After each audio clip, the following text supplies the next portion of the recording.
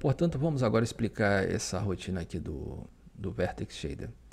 Lembrando que o Vertex Shader, a ideia vai ser qual? Eu vou receber os pontos aqui do meu mesh e eu vou definir com isso a posição dele na tela. A posição na tela é uma posição normalizada.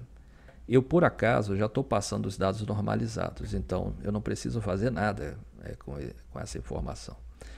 Lembra também que esses pontos aqui, essa informação de posição, eu atribuí, eu dei como índice dele, olha, o atributo dele é o 0. Então lá no shader ele associa isso aqui com um número, né? Então ele já sabe que eu vou colocar isso aqui no índice 0. Então o 0 dali tem a ver com esse 0 daqui. O in significa que esses dados estão vindo do passo anterior, do processo anterior. O processo anterior nosso é o nosso programa. Portanto, ele vem aqui, coloca índice 0, VEC2, e isso aí vai ser feito quantas vezes? Vai ser feito para esse ponto, para esse ponto, para esse ponto. Então, para esses 3 pontos, ele vai definir o GL Position. Então, GL Position é justamente a parte aqui do Vertex Shader que vai definir a posição desses pontos na tela.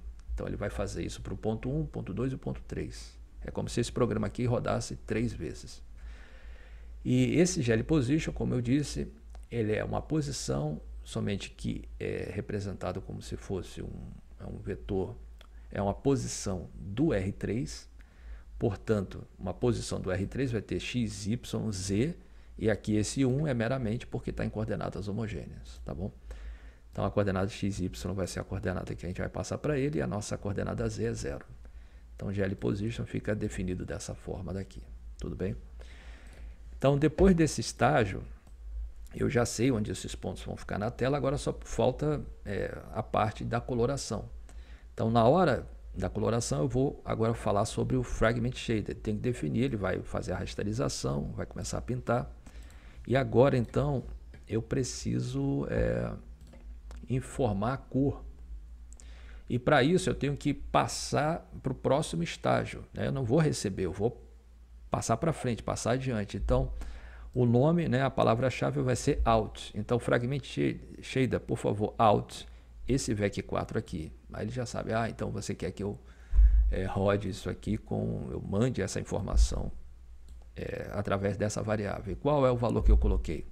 Eu coloquei um VEC4, 0, 1, 0 e 1. Significa o R, o G, o B e aqui é o alfa. O alfa é a transparência que vai ser 1. Portanto, isso aqui vai ser uma cor verde.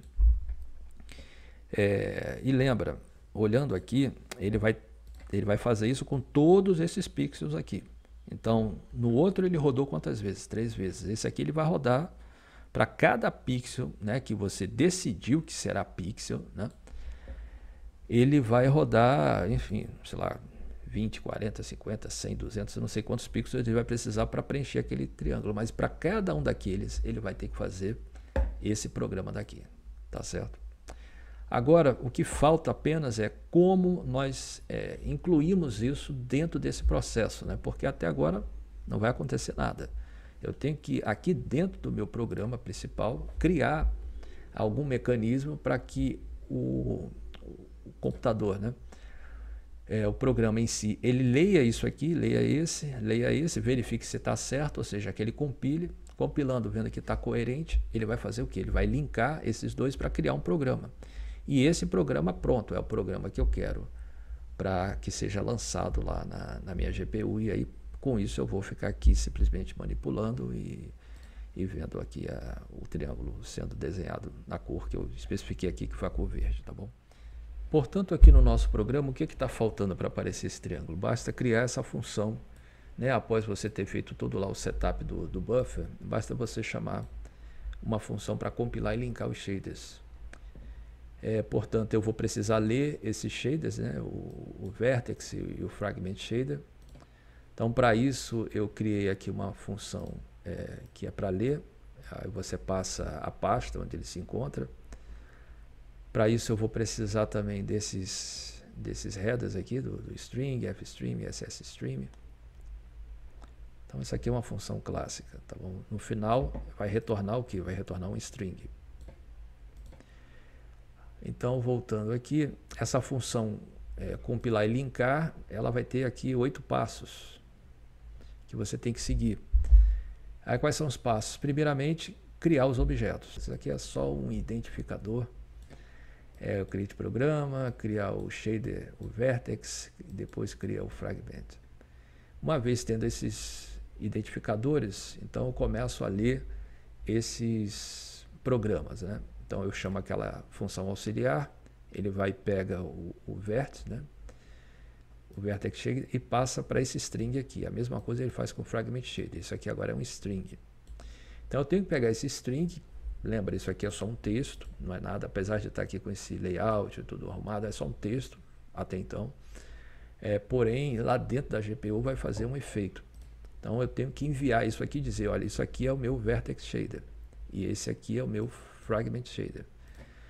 Porém, nessa função aqui, que vai fazer essa conexão, tá vendo? Ele passa o identificador tanto do vertex quanto do fragment shader. Eu não vou utilizar isso aqui, o próprio string. Eu tenho que converter isso aqui para um tipo de string que é null terminate. Então, por isso, se você olhar aqui na internet, deixa eu puxar aqui. Puxar essa função aqui no GLDocs. Você vai perceber, bom, aqui ele fala melhor, você lê aqui a descrição, tá bom? Ele comenta aqui que se o length aqui for null, então é assumido que o string é null terminate, tá bom? Não? Lê com calma isso aqui. Então eu tenho que converter isso aqui para null terminate, eu botei aqui const char, aí eu faço a conversão, e ele já sabe, isso aqui então é o código, eu vou passar lá para o meu vertex e o fragment shader. Uma vez feito isso, por favor, então, esse identificador já tem lá, né? Ele já recebeu o código, por favor, compila tanto um quanto o outro. Uma vez compilado, agora eu junto isso no programa. Lembrando que o programa, né, o identificador foi criado aqui em cima. Então, portanto, aqui eu faço a junção. E claro, uma vez que eles estão todos anexados, né, eu posso fazer o link. Então, feito o link, pronto, acabou o programa. Eu posso até deletar os shaders, tá certo? Deletar o vertex shader e o fragment shader. E agora basta eu querer utilizar o programa. Pronto, é simples. Então, com essa rotina rodando aqui, o main, quando ele chamar isso aqui para fazer o desenho, ele vai utilizar, né, o pipeline vai ser esse que eu acabei de criar. Então, vejamos aqui. Pronto, tá aí o nosso triângulo verde.